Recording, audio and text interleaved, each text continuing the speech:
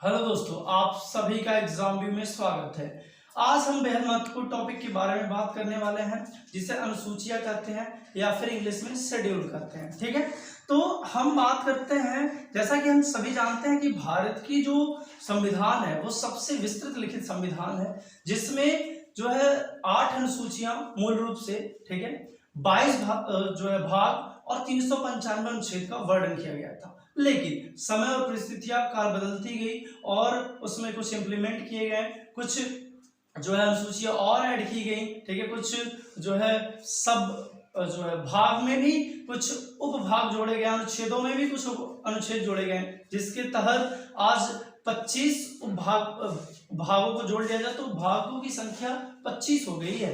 ठीक है, और अनुच्छेदों की बात करें तो 400 यानी कि 465 प्लस अनुच्छेद हो गए अगर उपभागों को जोड़ा जाए। लेकिन मेन स्ट्रक्चर में कितना था, यानी कि मूल संविधान की बात करें तो 8 अनुसूचियां और 22 भाग और 395 अनुच्छेद ही माने जाएंगे कब मूल संविधान की बात करें। तो यहां समझते हैं कि जो मूल संविधान था जिसमें कितने अनुसूचियों की बात की गई थी, फर्स्ट, सेकेंड, थर्ड, फोर्थ। ठीक है, तो हम जैसा कि जान चुके हैं कि 8 अनुसूचियां मूल संविधान में थी। चलिए हम एक एक करके समझते हैं। प्रथम अनुसूची में क्या दिया हुआ है? प्रथम अनुसूची, ऐसा हम जो है चाहे आर्टिकल पढ़ेंगे, भाग पढ़ेंगे, सब में क्या दिया गया? भारत और भारत के घटक राज्यों का वर्णन किया गया है। क्या वर्णन किया गया है? भारत के राज्य व केंद्र शासित प्रदेश।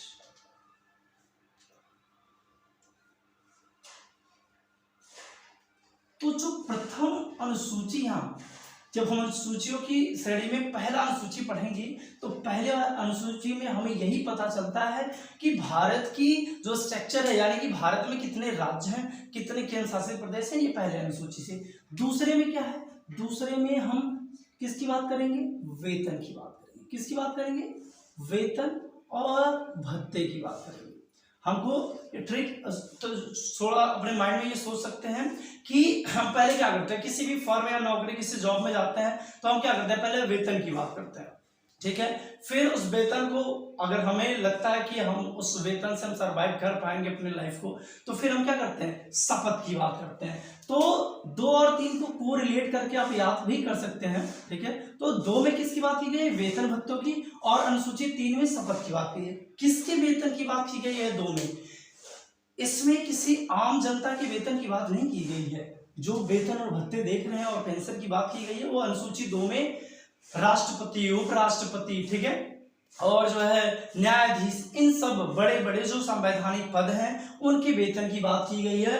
और अगर शपथ की बात करें तो उन्हीं जैसे राष्ट्रपति, उपराष्ट्रपति, मंत्री परिषद, न्यायालय के न्यायाधीश, चाहे वो उच्च न्यायाधीश हो या फिर अन्य न्यायाधीश, सबके शपथ की बात किसमें की गई है?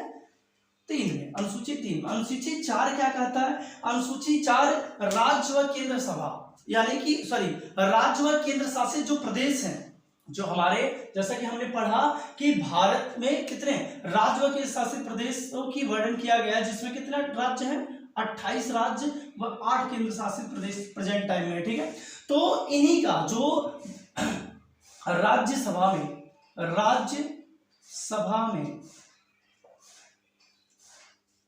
केंद्र व राज्य के प्रतिनिधित्व की बात कही गई है।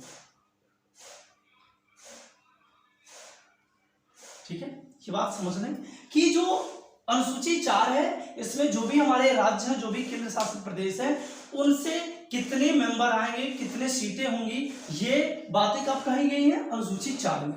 अनुसूची 5 की अगर बात करेंगे, हम अनुसूची 5 की बात करेंगे तो अनुसूची 5 में कहा गया है? अनुसूची पहला, दूसरा, तीसरा, चौथा, आप लोगों को समझ में आ गया? 5 की अगर हम बात करेंगे तो अनुसूची 5 में एससी और एसटी की बात की गई है। किसकी बात की गई है? एससी, ठीक है, एससी और एसटी के प्रशासन की बात की गई है। प्रशासन की बात की गई है। तो किस प्रकार का प्रशासन? एससी मतलब होता है शेड्यूल कास्ट, एसटी मतलब होता है शेड्यूल ट्राइब्स। शेड्यूल ट्राइब्स और शेड्यूल कास्ट के पीछे, जैसा कि हम सभी जानते हैं कि भारत के संविधान के निर्माण में सबसे महत्वपूर्ण भूमिका किसकी रही है? भीमराव अम्बेडकर की, ठीक है। तो उन्होंने पिछड़े वर्गों, ठीक है, चाहे वो एससी हो एसटी हो, उनकी विशेष बातें की है। वो जो बातें की गई हैं वो अनुसूची 5 में की गई है, ठीक है। किसमें बात की गई है? अनुसूची 5 में की गई है। किस प्रकार से बात की गई है? जैसे क्या प्रशासन की बात की गई है, तो इस तरीके की कि जो भी पिछड़े लोग हैं, ठीक है, जो भी एससी एसटी हैं, जो भी जंगलों में वनों में निवास करते हैं बिल्कुल जानवरों की तरह, उनके जो है उत्थान के लिए कानून बनाया, उनका जो है वो भी आगे बढ़ पाए, समाज में अच्छी तरीके से अपने जीवन को सरवाइव कर पाए, ठीक है। तो इस सारी जो कानून की बातें की। नेक्स्ट हम बात करेंगे 6th शेड्यूल यानी कि 6वीं अनुसूची की बात करेंगे। जो अभी तक हम एससी और एसटी की प्रशासन अनुसूची 5 में समझ रहे थे, अनुसूची 6 में एससी की बात नहीं की गई है, लेकिन यही एसटी की बात फिर अनुसूची 6 में की गई है। किस तरीके से? कहां पे? असम, ठीक है, असम, मेघालय, मेघालय, त्रिपुरा, त्रिपुरा, मिजोरम, मिजोरम में एसटी की प्रशासन। किसकी बात की गई है? कि जब हम शेड्यूल 5th में यानी कि 5वीं अनुसूची में हम एससी एसटी के प्रशासन की बात कर रहे थे, तो यही 6वीं अनुसूची में ये दोनों एक साथ हम को रिलेट करके याद कर सकते हैं, ठीक है। तो जो 6वीं अनुसूची, इसमें असम, मेघालय, त्रिपुरा और मिजोरम के जनजातियों के बारे में बात की गई है। जनजातियों का मतलब यही जो मैंने अभी समझा कि जनजातियों का मतलब क्या होता है? जो जंगलों में निवास करते हैं, ठीक है, जो बिल्कुल आम लोगों से, आम जनता से थोड़े से अलग तरीके से बिहेव करते हैं, वो अलग तरीके से रहते हैं, ठीक है। तो उनके आगे बढ़ने की बात की गई है, उनके उनसे रिलेटेड प्रशासन की बात हम 6th शेड्यूल में करते हैं, ठीक है। जैसा कि हम सभी जानते हैं मेघालय, मेघालय की 3 जनजातियां बार बार एग्जामों में पूछी जाती है, जिन्हें हम गारो, खासी, जयंतिया के नाम से जानते हैं। और यहाँ पे ये 3 पर्वत श्रेणियां भी हैं, ठीक है। चलिए इनके बारे में हम डिटेल्स में बाद में जानेंगे, लेकिन इतना जान ले कि ये जो जनजातियां हैं गारो, खासी, जयंतिया, बार बार एग्जामों में पूछा जाता है। चलिए 7th शेड्यूल की बात करेंगे, तो 7वीं अनुसूची जो है, ठीक है, 7th शेड्यूल, ठीक है। 7th शेड्यूल में क्या कहा गया है? 7वीं अनुसूची किससे संबंधित है? जो 7वीं अनुसूची है भाई, ये जो है विषयों से सूची, किससे? जो शक्तियों का बंटवारा है वो 7वीं अनुसूची में, किसका? शक्तियों का बंटवारा, शक्तियों का बंटवारा, का बंटवारा किस प्रकार की शक्तियों का? जो संघ, राज्य और समवर्ती, ये 3 प्रकार की सूचियां बनाई गई हैं। शक्तियों का बंटवारे का मतलब क्या है? यहाँ पे शक्तियों के बंटवारे से मतलब ये है, क्या है कि जैसे कि हम सभी जानते हैं कि किसी भी फर्म, किसी भी बड़ी कंपनी, किसी भी देश को चलाने के लिए हमें अपने दायित्वों को समझना बेहद महत्वपूर्ण है। इसीलिए क्या बनाया गया? शक्तियों को बंटवारा कर दिया गया। कि ऐसा होता है ना कि जब 2 लोगों के लिए एक ही विषय होते तो वो सोचता वो करेगा, वो सोचता वो करेगा, तो ये 2 लोगों के चक्कर में कुछ नहीं हो पाता। तो यहाँ पे शक्तियों को बंटवारा कर दिया गया। किस प्रकार से किया गया? संघ, राज्य, समवर्ती। संघ का मतलब केंद्र, ठीक है, राज्य मतलब स्टेट, और समवर्ती मतलब जिसमें संघ और राज्य दोनों का जो विषय आते हैं। आपको पता है एक अवशिष्ट शक्तियां हैं जो अभी केंद्र के पास है फिलहाल में, और जब हम रेगुलेटिंग एक्ट वगैरह पढ़ रहे थे उसमें क्या थी? जो संघ की, ठीक है, संघ की जो है संघ की जो जो अवशिष्ट शक्तियां थी वो किसके पास थी? गवर्नर के पास। लेकिन यहाँ पे जो बात करेंगे, जो अवशिष्ट शक्तियां वो केंद्र के पास होती है। लेकिन हम बात करेंगे संघ की जो बात है, संघ में जो इस समय प्रेजेंट टाइम में विषय कितने हैं? इस समय संघ में 97 विषय थे, लेकिन प्रेजेंट टाइम में 100 है, ठीक है। अगर राज्य की बात करेंगे तो 68 थे, लेकिन प्रेजेंट टाइम में कितने हैं? 61 है। ये बातें याद रखेंगे, कितने थी और सॉरी यहाँ पे थी और है, ठीक है, ये थी और है, ठीक है। मतलब ये संघ में पहले थी कितनी? 97, और अभी प्रेजेंट टाइम में 100 है। राज्य में कितनी 68, सॉरी यहाँ पे 68 नहीं करेंगे, 66 करेंगे। कितने विषय थे इसमें? 66 विषय थे और प्रेजेंट टाइम में 61 विषय है, ठीक है। नेक्स्ट इसमें 47 थे जो अब बढ़ करके 52 हो गया, ठीक है। अक्सर हम देखते हैं कि जो राज्य का विषय होता है या तो वो संघ में जाता है या फिर समवर्ती में जाता है।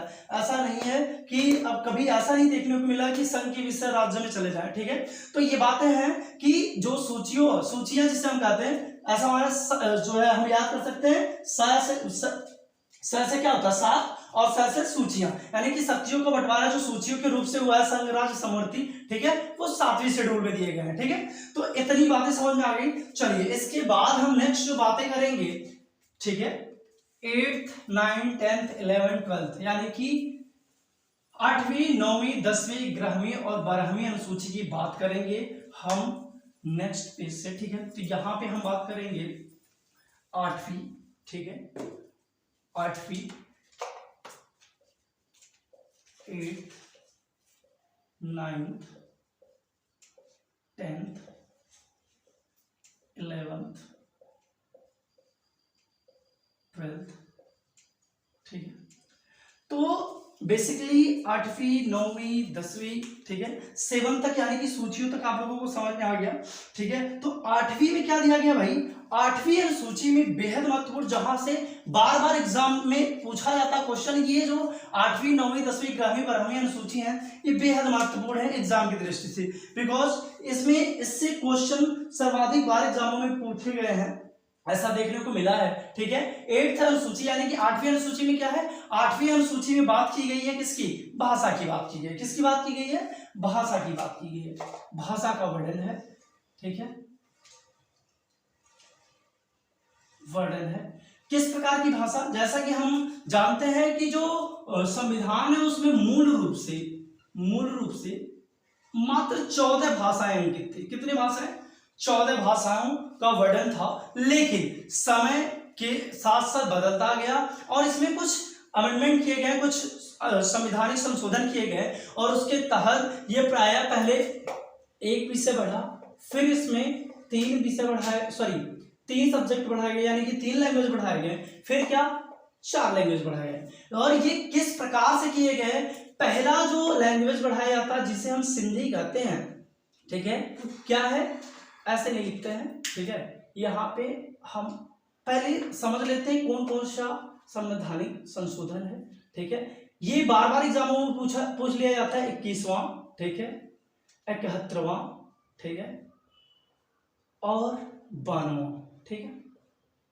तो ये 3 संवैधानिक संशोधन हुए किसको लेकर के? भाषा को लेकर के। तो भाषा को लेकर के ये 3 संवैधानिक संशोधन हुए, कौन कौन से लैंग्वेज जोड़े गए? इसमें 21वीं संविधान संशोधन के द्वारा सिंधी जोड़ा गया। क्या जोड़ा गया? सिंधी जोड़ा गया, ठीक है।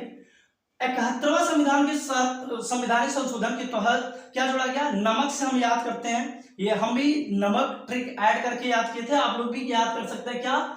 नेपाली, मणिपुरी और कोकड़ी। क्या है? कोकड़ी,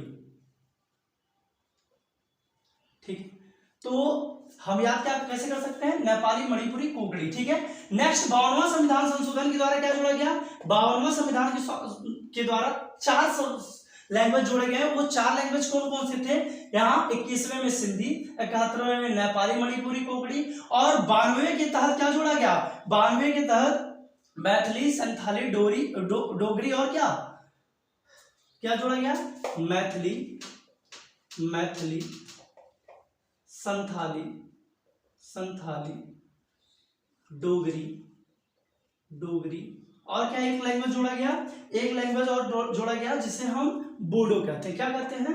बोडो, ठीक है, यहां पे लिख देते हैं बोडो। तो हम इसे याद कर सकते हैं, मैथिली, संथाली, डोगरी, बोडो, ठीक है। तो यहाँ पे ली ऐसे साउंड आएंगे। एक बार जब पढ़ लेंगे तो ऑप्शन जब आपके सामने आएगा तो अपने आप लिख लेंगे। तो 21वां संविधान के तहत सिंधी जोड़ा गया, 71वां संविधानिक संशोधन के द्वारा नेपाली, मणिपुरी और कोकड़ी जोड़ा गया, 52वां संविधान संशोधन के द्वारा मैथिली, संथाली, डोगरी और बोडो जोड़ा गया, ठीक है।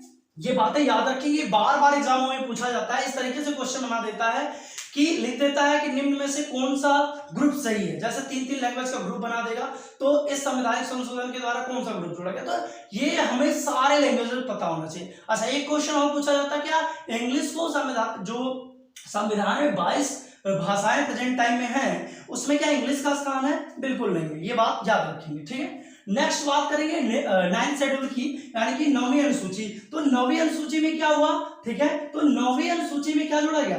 अच्छा, एक बात हम बता दें कि 8 अनुसूचियां क्या थी, पहले से थी। कहां से? पहले, यानी कि मूल संविधान में थी। लेकिन जो 9वीं शेड्यूल है, यानी कि 9वीं अनुसूची है, इसको जोड़ा गया क्या करके, संशोधन करके। और यहीं से संविधान के संशोधन की शुरुआत होती है, जो भाग 20 में आर्टिकल 368 में लिखा हुआ है कि हम संविधान में क्या कर सकते हैं, संशोधन कर सकते हैं। तो संविधान की शुरुआत, यानी कि संशोधन की शुरुआत कब होती है? 9th शेड्यूल से होती है। कब किया जाता है? ये 9th जो शेड्यूल है, इसमें जो पहला संवैधानिक संशोधन किया जाता है, फर्स्ट अमेंडमेंट, यानी कि पहला संशोधन होता है। कब किया जाता है? 1951 में पहला संवैधानिक संशोधन किया जाता है। क्या किया जाता है? पहला संवैधानिक संशोधन किया जाता है 1951 में, और 9th शेड्यूल को जोड़ दिया जाता है। 9th शेड्यूल में क्या है? 9th शेड्यूल जो बेहद इंपॉर्टेंट है, इसमें ये बातें कही गई, किस बातों को किया गया कि 9th शेड्यूल में जो राज्य के द्वारा जो संपत्ति होगी, यानी कि भूमि सुधार की बात की गई। किसकी बात की गई है? भूमि सुधार। 9वीं जो अनुसूची है, इसमें भूमि सुधार की बात की गई। सीधे से याद रखें, बहुत लंबा नहीं लिखेंगे, भूमि सुधार सीधा से लिखेंगे। याद करने बेहद जरूरी है, जो टैग वर्ड एग्जाम में बार बार पूछते हैं वो वर्ड आपको माइंड में रखने, ठीक है। तो ये इसके पीछे तो बहुत सारे बात जोड़े गए हैं, लेकिन हम सीधा जो मेन पॉइंट है भूमि सुधार, यानी कि उस समय कुप्रथाएं थी क्या कि जो बड़े बड़े महाराजा या कस्बे के मालिक हुआ करते तो उनके पास हजारों बीघे खेत हुआ करते थे या जमीन संपत्ति हुआ करती थी, लेकिन कुछ ऐसे भी थे जिनके पास बिल्कुल भी भूमिहीन हुआ करते थे। तो इन सब को देखते हुए ये भूमि सुधार लाया गया, जो 9th शेड्यूल में जोड़ा गया, पहले संवैधानिक संशोधन 1951 के साथ, ठीक है। फिर 10th शेड्यूल, यानी कि 10वीं अनुसूची, जो किससे संबंधित है? दल बदल से संबंधित है। किससे? दल बदल, ठीक है। ये जो है, जो संवैधानिक संशोधन है, ये बेहद महत्वपूर्ण है। ये दल बदल से है कि कुछ नियम बनाए गए, कुछ लिमिटाइजेशन बनाई गई कि किस तरीके से आप जो है, कुछ नियम भी है कि आप बदल भी सकते हैं, लेकिन कुछ नियम है जहां पे आप अपने दल, अपने पार्टी को ऐसे ही नहीं बदल सकते, ठीक है। तो इससे संबंधित जो कानून लाया गया 10th शेड्यूल में, और 10th शेड्यूल जोड़ा कब गया? 10th शेड्यूल जो जोड़ा गया 85वां संवैधानिक संशोधन। किसमें?